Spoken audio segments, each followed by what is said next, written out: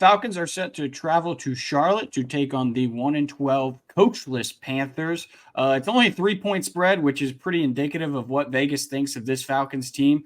You never really know which one's going to show up. We hope it's the one that, attacks them on the ground, plays good defense. But both of these teams are not high-scoring offenses. They both have we have a better defense than they do, but their defense is no slouch by any means. Chase, how do you see this one playing out? I like the Falcons this week. I like them big. I think the injuries. Did you pick the Bucs last week?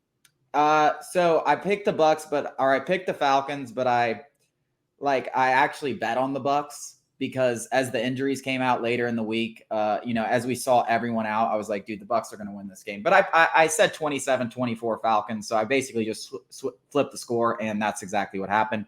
I like the Falcons this week, though. In a must-win game, I think they show up. I think defensively, getting those guys back, Clark Phillips has really showed up. I think he's going to get some run. I think Akuta getting back is still a big thing. I think Onyemata getting back is a huge thing. I think defensively they should fluster the Panthers. Bryce Young has had no hope this entire season. They've really done a terrible job with him, from the offensive line to the receivers to the coaching to everything around him.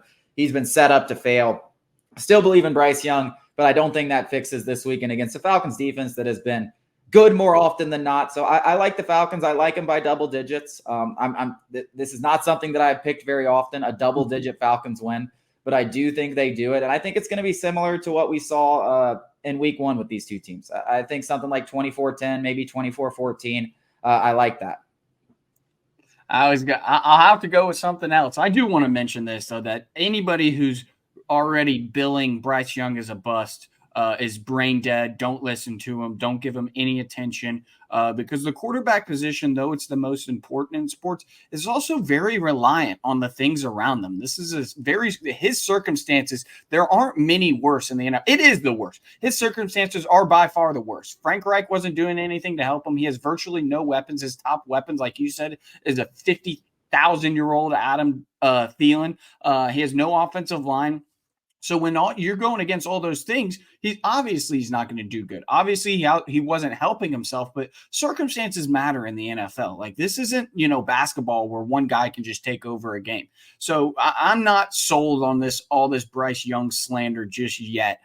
They get the right coach in there, make a few moves, get him some guys that can really help. And I think Bryce Young's going to flourish, just as CJ Stroud has in Houston. Now, to this game, he has no chance this game because, like I said, the Panthers have absolutely nobody on the offensive end. And as we said in the last segment, if you haven't seen it, go check it out on the YouTube, Sports Talk ATL. Their only chance is going to be running the ball, which is the strength of this Falcons defense, especially if David Onyemata and Nate Landman are back. So I see it playing out very similarly as you.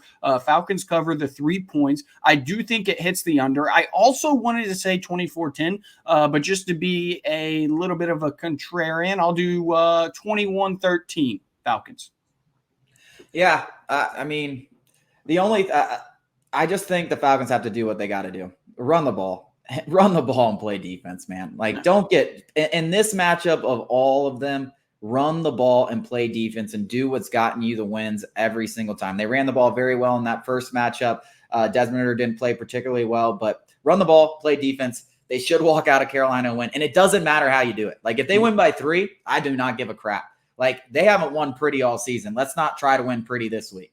Well, that first season opener, if Falcons fans' memories are a little hazy after this, disappointing season is what it's been thus far. Season opener. That Falcons win looks a lot less good if you remember 3 Jesse Bates turnovers netted the Falcons 17 points. So hopefully that's not the case now, though it's kind of become an expectation for Jesse Bates to at least force 1 turnover per game. I mean, the best free agent signing of the offseason by far.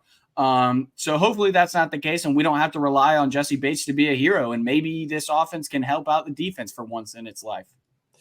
Yeah, coming up after the break, we're going to have a little debate here, guys, and we're going to assume that the Atlanta Falcons make the playoffs and win this division, which is a huge assumption. Big assumption. They easily could not make the playoffs, but if they do, they're likely going to get matched up with the Eagles. We're going to discuss that potential matchup.